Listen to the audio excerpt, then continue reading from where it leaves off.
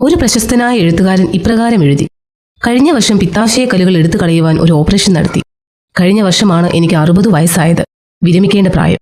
എനിക്കിഷ്ടപ്പെട്ട ജോലി, അതും ഞാൻ ആശിച്ച് നേടിയ ജോലി ഇല്ലാതാകുന്ന അവസരം. എൻ്റെ അമ്മ എന്നെ വിട്ടുപിരിഞ്ഞതും കഴിഞ്ഞ വർഷം തന്നെയാണ്. എൻ്റെ മകന് ആക്സിഡന്റ് ആയതിനാൽ പരീക്ഷ എഴുതുവാൻ കഴിയാതെ ഫെയിലായതും കഴിഞ്ഞ വർഷമാണ്. ആക്സിഡന്റ് ആയ കാർ റിപ്പയർ ചെയ്യുവാൻ വളരെ പണം ചിലവായി.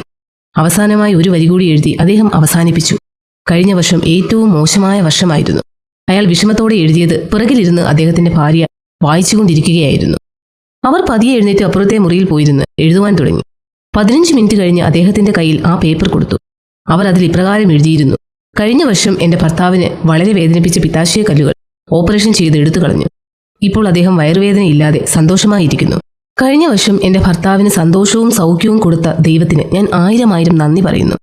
35 വർഷം ഒരേ കമ്പനിയിൽ ഉത്സാഹത്തോടും സന്തോഷത്തോടും ജോലി ചെയ്യുവാൻ അവസരം കൊടുത്ത ദൈവത്തിന് നന്ദി. ഇപ്പോൾ എൻ്റെ ഭർത്താവ് തൻ്റെ സമയം താൻ ആഗ്രഹിച്ചതുപോലെ പുസ്തകം എഴുതുവാൻ ഉപയോഗിക്കുന്നു. കഴിഞ്ഞ വർഷമാണ് 95 വയസ്സുള്ള എൻ്റെ അമ്മായിയമ്മ യാതൊരു കഷ്ടതയുമില്ലാതെ വേദനയുമില്ലാതെ കർത്താവിനോടുകൂടി ചേർക്കപ്പെട്ടത്. എൻ്റെ മകന്റെ ജീവൻ ദൈവം ഒരു ആക്സിഡന്റിൽ നിന്ന് ഭദ്രമായി രക്ഷിച്ചത് കഴിഞ്ഞ വർഷമാണ്. കാറിന് കൂടുതൽ കേടുപാടുകൾ ഉണ്ടായിട്ടും എൻ്റെ മകൻ വലിയ പ്രയാസം ഒന്നുമില്ലാതെ രക്ഷപ്പെട്ടു. അവസാനം അവർ ഇപ്രകാരം എഴുതി അവസാനിപ്പിച്ചു: ദൈവത്തിൽ നിന്ന് അധികമായ അനുഗ്രഹങ്ങൾ പ്രാപിച്ച വർഷമായിരുന്നു കഴിഞ്ഞ വർഷം. സന്തോഷത്തോടും നന്ദിയോടും കഴിഞ്ഞ വർഷം. ഇത് വായിച്ച എഴുത്തുകാരന്റെ കണ്ണിൽ നിന്ന് കണ്ണീർ പൊടിഞ്ഞു. സുഹൃത്തെ, നമ്മുടെ ജീവിതത്തിൽ നടക്കുന്ന ഓരോ വിഷയവും പോസിറ്റീവായി കാണുവാൻ ആരംഭിക്കാം. സന്തോഷങ്ങൾ നമ്മെ നന്ദിയുള്ളവരായി മാറ്റുകയില്ല, മറിച്ച് നന്ദിയുള്ള മനസ്സാണ് നമുക്ക് സന്തോഷത്തെ തരുന്നത്. കർത്താവിൽ എപ്പോഴും സന്തോഷിപ്പീൻ എന്ന് ദൈവവചനത്തിൽ നാം വായിക്കുന്നു.